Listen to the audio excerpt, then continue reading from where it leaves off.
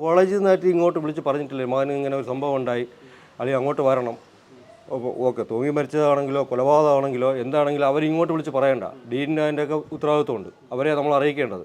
അല്ലെങ്കിൽ അവർ സ്റ്റേഷനിൽ അറിയിക്കണം, നമ്മുടെ സ്റ്റേഷനിൽ അറിയിക്കണം, നമ്മളാരും വിളിച്ച് പറയണം. എല്ലാ കോൺടാക്ട് നമ്പറും ഉണ്ട്. അവരാരും വിളിച്ച് പറഞ്ഞിട്ടില്ല. നമ്മുടെ ബന്ധുവായ ഒരു PG സ്റ്റുഡൻ്റാണ് പെട്ടെന്ന് ഇങ്ങനെ വിളിച്ചറിയിച്ചത്.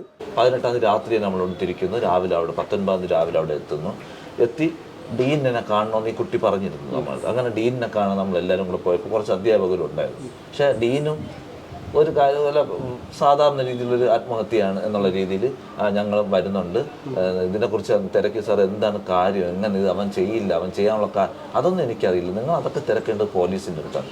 എനിക്കിതിനെപ്പറ്റി ഒരു കാര്യം അറിയില്ല, അധ്യാപകർക്കും അറിയില്ല.